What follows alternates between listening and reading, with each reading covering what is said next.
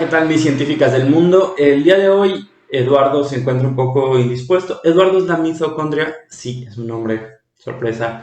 Eduardo se encuentra un poco indispuesto, tiene un poquito de alergias, entonces pues voy a tener que salir yo al quite.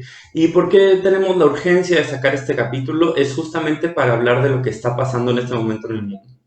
Como saben, ahora mismo en México acabamos de entrar en lo que se llama la fase 3 de la pandemia.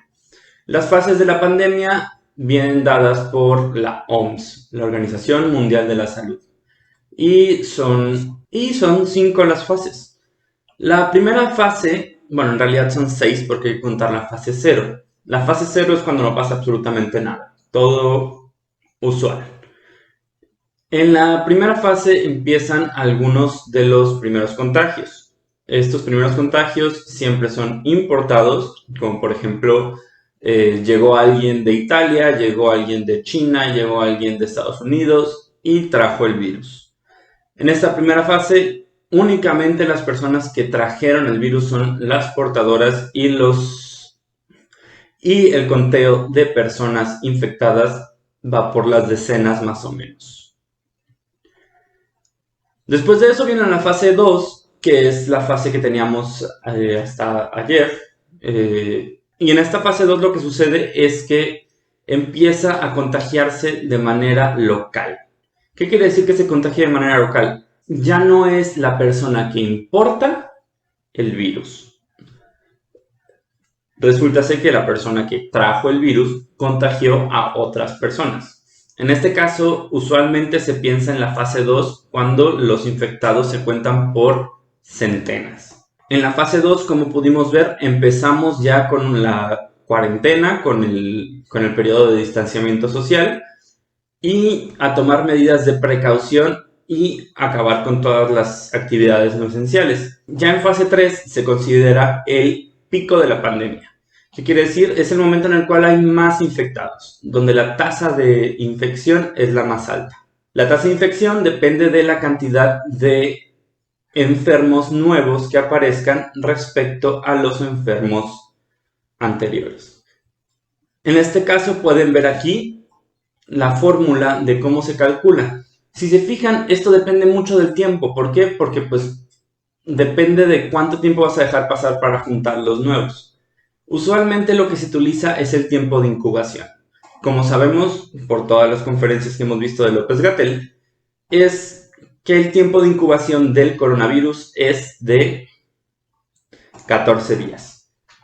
Entonces lo que se hace es que se suman todos los infectados nuevos y eso se divide entre la tasa de los infectados que estaban antes. Esto lo que nos da es un número entre 1 y lo que sea, o entre 1 y infinito, si está creciendo. Y nos da un número menor a 1 si está decreciendo. Además de eso, tenemos un indicador bastante importante que se calcula más o menos de la misma manera. Este indicador es R0.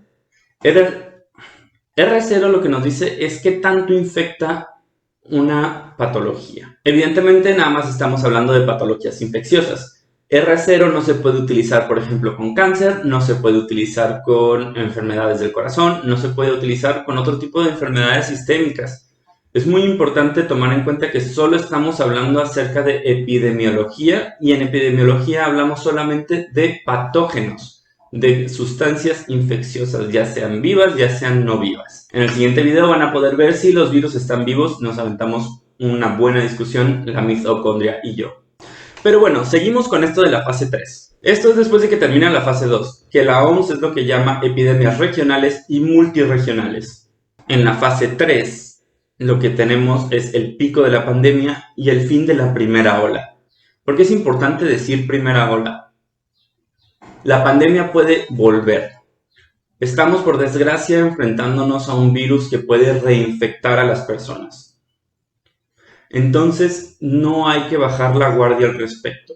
Si bien es cierto que el distanciamiento social va a terminar en algún momento, no hay que bajar la guardia respecto al coronavirus y hay que mantener la investigación al respecto. Lo que se realiza durante la fase 3 según los lineamientos de la OMS es, primero que nada, anunciar que entramos en fase 3. Suena muy tonto, pero hay que ponerlo.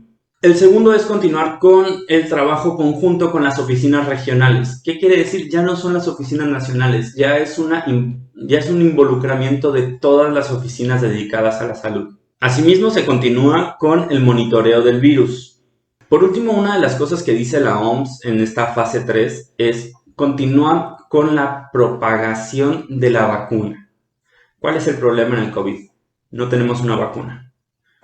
Estamos en estos momentos en varias investigaciones. Hay una página de internet que vamos a dejar aquí abajo en los comentarios, donde se pueden ver todas las investigaciones que se están haciendo actualmente respecto al COVID.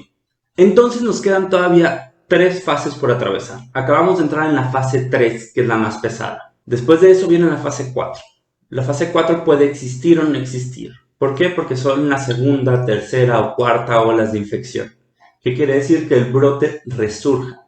Es importante marcar que resurge antes de que sea terminada la pandemia. ¿Qué quiere decir? Vamos creciendo, crecemos, llegamos a fase 3 y al momento de bajar, pasamos a fase 4 si tenemos un brote de nuevo. Además de eso, queda la última fase, que es la fase 5, que es el fin de la pandemia. ¿Qué es lo que nos toca a nosotros en esta fase 3? Nos toca quedarnos en casa. Hemos estado repitiendo una y otra vez en nuestros videos. Por favor, cuídense. Sigan las instrucciones de la Secretaría de Salud. Manténganse informados y, en medida de lo posible, quédense en casa. Muchísimas gracias por ver este video. A lo mejor tiene un tono un poco más sombrío, pero atravesamos por momentos bastante difíciles. Muchísimas gracias.